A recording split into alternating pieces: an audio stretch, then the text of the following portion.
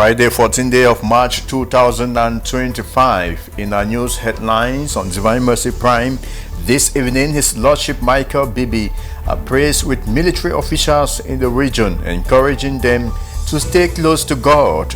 This recently as he celebrated a Mass with them at the 21st Infantry Battalion Command Post here in Boya. We also take you to talk project in the diocese, the Divine Mercy Co-Cathedral in Moliko, and the Pastoral Center of Bishop Pius Awa, where works continues ahead of giant events like the priestly ordination and the 75th anniversary celebration of the diocese in April and May respectively. And search of hate speech continue taking central stage, especially in mainstream media. Journalists, content creators, and civic organizations intensify the fight against hate speech in the media. Hello there, good evening to you. Thanks for joining us in this edition of Divine Mercy Prime, last edition for this working week. You just had the headlines there. I'll be back in a while with a full newscast.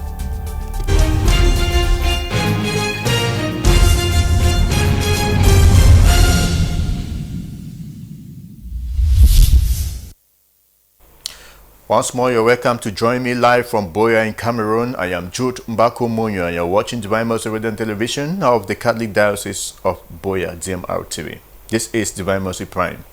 Let's begin our news far away off in the Vatican, where the preacher of the papal household, that is Roberto Pasolini, Reverend Father Roberto Pasolini, together with other members of the Roman Curia, have ended the spiritual exercise of the Roman Curia today, March 14, 2025. The reflection that ends the season was focused on embracing transformation. From my newsroom is Bernard Asogna, seminarian on pastoral year, who had his eyes fixed on what is happening out there at the Vatican. He compiled details in this report.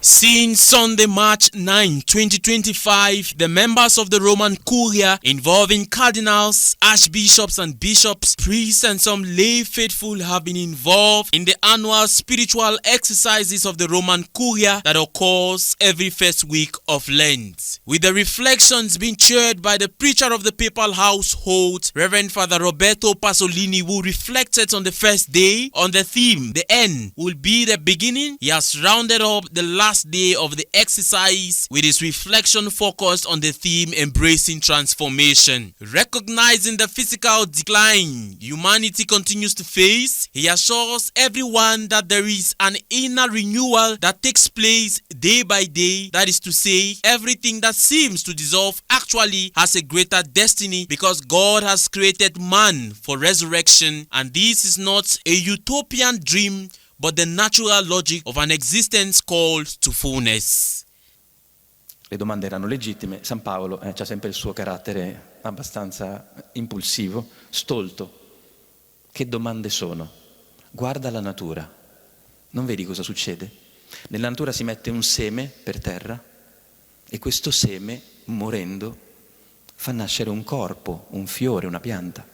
Assuring his audience that every are all parts of a continuous transformation, where he highlights further that transformation is not only in the future but begins now. Che ci sentiamo finalmente al nostro posto, ovunque. Questa è un po', credo, la descrizione in termini umani e semplici di cosa vuol dire sentirsi figli di Dio. Nella prima lettera di Giovanni si dice così: chiunque è stato generato da Dio, making recourse to the celebration of the Eucharist, which is at the center of their Christian faith. He affirms that it is not a symbolic ritual, but a real process of transformation where everyone is made a participant in eternal life, even in the present. As they come to the end of the spiritual exercises, he reminds all that they must be conscious that they are not destined for nothingness, but for a future full of hope. Porti a noi, tutti noi, un vero rinnovamento dello spirito, per Cristo nostro Signore.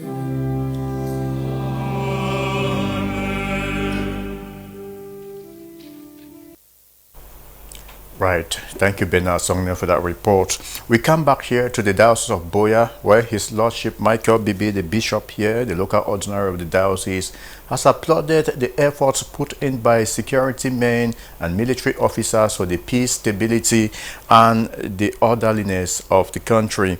This was during a Eucharistic celebration he celebrated at the 21st Infantry Battalion Command Post here in Buea a few days ago. Let us have details with Aloysius Leke, who was part of that mass with the military. The entire force of the 21st Motorized Infantry Battalion in Buea have been applauded and appreciated for the good work they do in maintaining peace, law and order in the country, especially in the two troubled English-speaking regions of the country. These words of encouragement were echoed by the Bishop of Buea, Bishop Michael Bibi, as he celebrated Mass with the members of the 21st Motorized Infantry Battalion together with their families at the premises of the command post here in Buea. The Bishop, during his homily, recalled that the military during public events always stay alert, safeguarding all, but most at times some persons rather look at the negative rather than positive works and actions of the military. The military officers are doing a lot of sacrifices as far as our nation is concerned. The military officers, while we are sleeping, spend the whole night in different areas in our nation in order to bring us security, in order to make sure that we are protected. The military officers, even when we go to church, do not attend Mass, but they are outside in order to see to it that we pray and pray well. The military officers do a lot as far as our nation is concerned. And it's very, very possible that in spite of all what they do, sometimes people look at the negative sides or the things that they do and they capitalize on that. And they don't see the positive, the good things that are done every day in order for us to live like citizens of this nation. My presence here today, therefore, is to encourage you and to let you know that God is with you and that we'll continue to pray for you, even when you think that things are difficult. Even when you think that things are not moving, do not turn away from God. Despite their charge duties, these military men and women also need the Word of God, and the Church, understanding this need, appoints chaplains to work closely with them. Reverend Father Nicholas Happy is the military chaplain of the Diocese of Buea. Diocese, our Bishop Mark Miabesu Bibi saw the necessity to appoint a priest in charge of military. For priests, military, they need it. And they need it, whether you are Catholic or not, they need it. You are blessing. And we see for the ceremony of today, it was not easy to have the date. Well, we tried to talk with the bishop, and we see that today that it was a successful one, and they are understanding that God, we cannot succeed any activity without God. That is why they started asking about the Blessed Sacrament. And to work with them, you must understand them. You learn to understand them. When you understand them, work with them. It's not easy to work with them, but you have to understand them. Colonel Mecca Manuel says the entire force is very pleased to celebrate Mass with the Bishop of Buea and calls on the population to collaborate with them to maintain peace in the region and the country. L'Éternel est des armées, Dieu des armées comme on le dit souvent, et nous sommes, nous les personnes des forces de défense et de sécurité, ses premiers ambassadeurs. Nous ne pouvons pas travailler sans la population. Et lorsque le Seigneur envoie son berger, Monseigneur l'évêque, nous réconforter, nous parler, nous donner des conseils, c'est pour que notre mission finale soit une réussite totale. Nous ne pouvons que dire merci à Dieu, merci à Monseigneur, à toute son équipe, et nous voulons rassurer les populations que nous sommes avec elles et que, en marchant ensemble, nous pouvons facilement atteindre le but escompté. As the military in the line of the duties draw themselves closer to God, the population is thus called to continue praying for them as they carry out their duties to protect the nation. indeed courage to the military for that work there. Now, at the Divine Mercy Co Cathedral, we're going to take you now to a project basket to see what projects are on in the diocese as far as the giant events that are in this diocese are coming up. First up, we have the Divine Mercy Co Cathedral that is preparing for the ordination of some priest in April this year, and of course for the 75th anniversary of the Diocese of Buea. Works continue in that cathedral.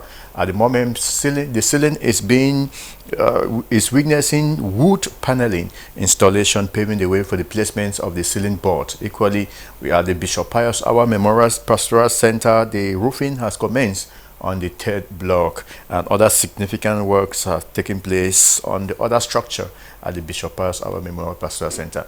To keep you updated on what is going on with the projects in the diocese, this particular report done for us by Magdalene Wundo will keep you on the trail. Construction works ongoing on the Divine Mercy Co Cathedral Moliko is progressive on the ceiling after finishing the scaffold. Due to the works on the ceiling, Mass at Divine Mercy Co Cathedral takes place at the church's hall. The site manager at the Divine Mercy Co Cathedral gives a highlight of the level of work done so far. We'll start the work for this thing, for scaffold. But we don't finish scaffold last week. Then we'll start ceiling. We don't go up to the be inside this thing. Around getting to finish plywood. But at least Monday plywood must be finished. Then next step we'll go is for Lambri Chinois. But we don't already start already.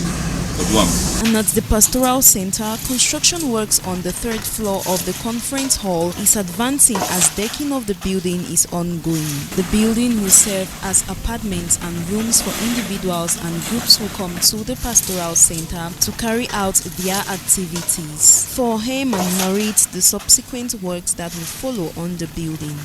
From last week Friday till today Friday, we finished with our chaining beams. We pack our decking blocks, and now we have started the first phase of our decking, of which we are chopping the navies and the beams of the conference building. After this decking, we are going to raise our walls back, the pillars, and the final chaining beams ready for the roof. Over to the third block at the Pastoral Center, the site manager explains what is ongoing. Already all the plan remain as yes. And also by tomorrow, so they will start posing. So I say it will be one month for finish all the roofing. Then I did now the staircase. However, the contractors and their workers at the Divine Mercy Co Cathedral and Bishop Pius Our Memorial Pastoral Center respectively work hard to make significant progress. Just to highlight here that that work is speeding up ahead of the 75th anniversary celebration of the Diocese of Buea that comes up this May, and of course this ordination on the 24th of April of some 11 priests into the presbyterium in the Diocese of Buea. Now let's talk something else now, a bit out of the church. We are going to talk hate speech, where journalists, media men and women, content creators and some civic organizations in Cameroon continue frantically fighting the ills of hate speech, which is becoming a main play in the mainstream media in Cameroon. The message is contained in a press release also published by Civic Watch Cameroon that is playing a vital role in the fight against hate speech in the country. So in the following report, Eileen Sama talked to some journalists who are part of the campaign Defy Hate Now, who continue to resound the importance of weeding out hate speech from the mainstream media in Cameroon. Eileen Sama, her report. As hate speech surge across media platforms in Cameroon, undermining government efforts and those of stakeholders to harness peace in the country take central stage. However, Civic Watch Cameroon, through #DefyHateNow initiative, in a recent press release, calls on media organs, the media regulatory body, civil society organizations, content creators, religious leaders among others, to step in and calm the raging tide. To that effect, media people have been called to be responsible and avoid sensational journalism when practicing. I would like to share that it's important for journalists to be responsible when practicing, and it's important to avoid sensational journalism, to be ethical when practicing journalism, be it in the newsroom, be it during live programs, social media, any media platforms, traditional or social media platforms. It's very important to be ethical, and also it's wise, or it's crucial for a journalist to avoid misinformations and disinformations during live programs, during conversations, news programs, or whatever. It's always good to be factual. When you are factual, you avoid or you block spaces where hate speech can be practiced, be it by the guest on the program, be it by the person you are interviewing, or whoever. And it's good to also promote diversity in the newsroom during live programs. You can promote intercultural and interfaith dialogues. You as a media practitioner, you first of all have to understand what hate speech is all about. And on your panel, before you go on air, you should set strict guidelines. Your panelists should know that there should be no hate speech on the panel. You make them to understand that no, you are not to say anything like this. So you focus you have to promote positive dialogue. Promoting positive dialogue here is to encourage your panelists to find solution to the problem that you are addressing on the topic, on the day. They should find solutions rather than emphasizing on divisive rhetoric. So they should not attack personality. Secondly, you have to educate your public on hate speech. Your public should know what hate speech is all about, because a lot of people don't even know what hate speech is all about. You have to carry out sensitization and education. And as a media practitioner, you must be able to be fast in fact-checking. The media personalities made an appraisal about the press release from Civic Watch and their endeavors in curbing hate speech in the country, most especially within the media. Civic Watch, I would say, I admire their strength, because so far since its creation, they have done a lot to promote or to fight against hate speech in Cameroon. They have organized so many capacity workshops. They have had multi-stakeholders platforms or meetings, workshops with persons from different walks of life in the country, the government, the private, faith ministries, and so much more. Michael Emanuela of #DefyHateNow adds that the level of hate speech within the Anglophone region has dropped thanks to organizations like Civic Watch.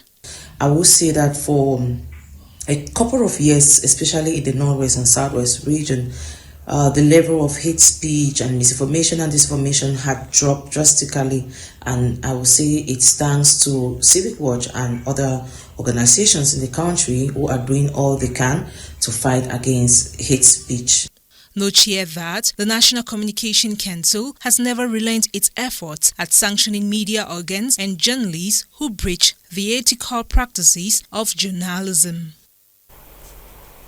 Right, the fight against hate speech continues to take central stage, especially in the mainstream media and given the electoral year. Now, let us talk the importance of technical education that has been emphasized through artistic performances and exhibition by students of technical colleges across the FACO division.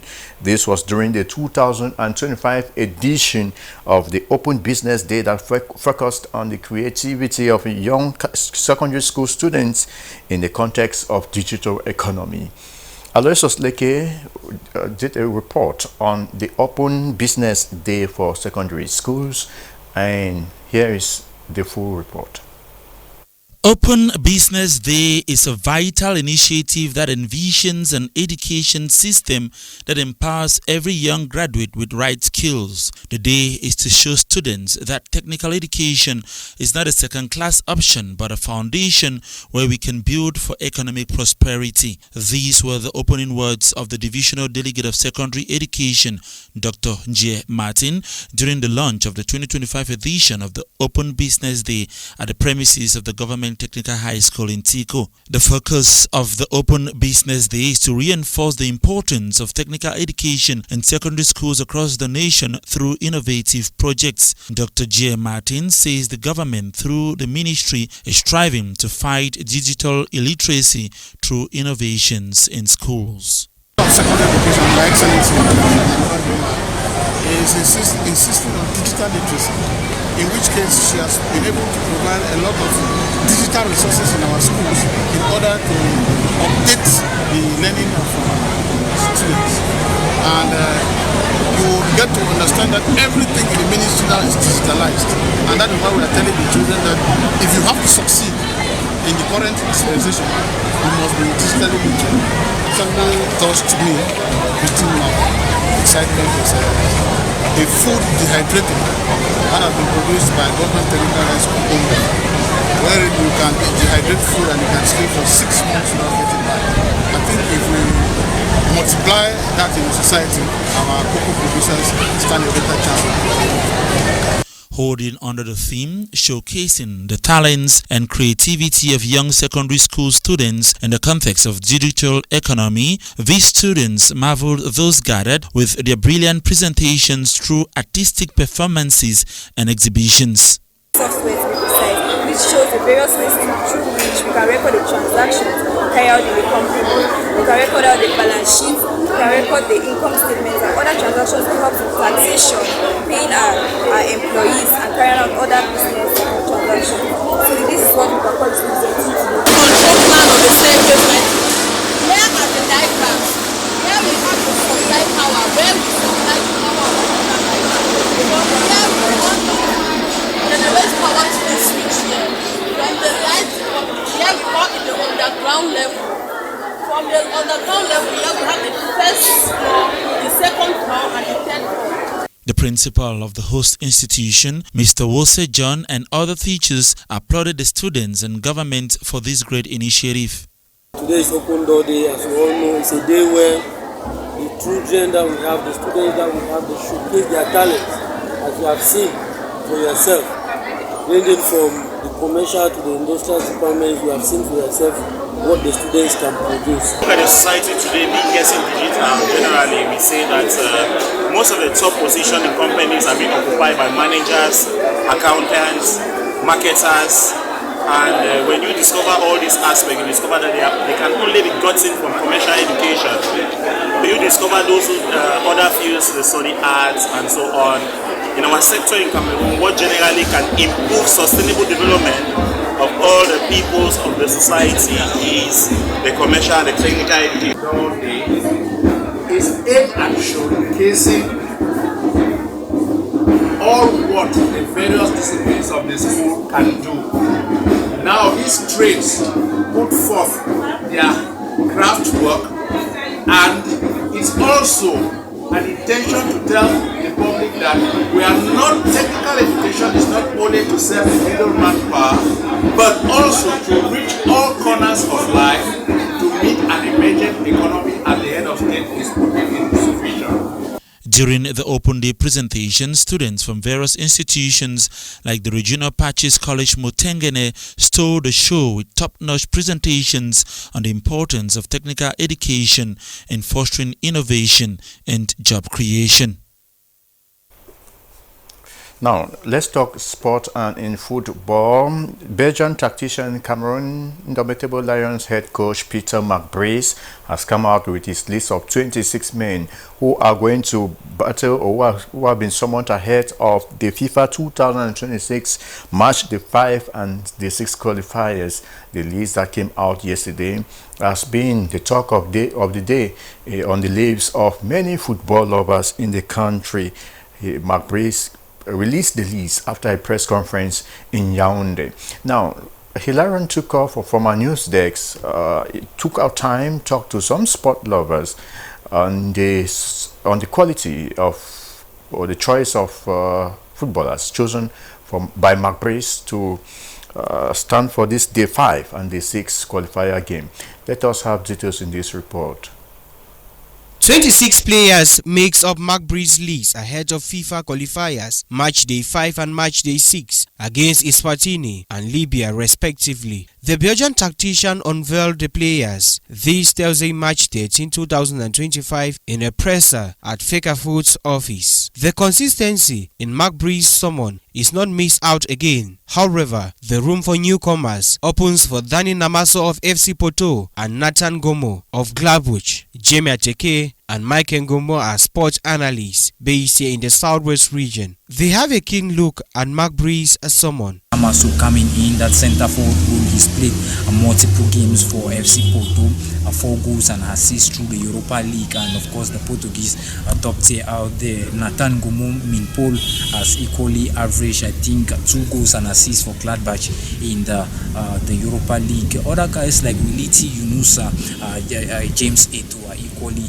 coming in to show their prowess in it. I know people will quick to point out that John Bosco, the winner of the Ballon d'Or, but if you look at his credentials, those were a combination of last season's performance with Yosa and by mile his performance this season, which hasn't been that really groundbreaking. The strength is always there. You talk about the team. Normally the team has always been consistent in terms of his call-ups. I think 70% of the players who started the first game against Cape Verde back in June were called up to this particular expedition against Eswatini and Libya. So you look at it, I think he bringing in other legs is to see how he can blend and find a strategy.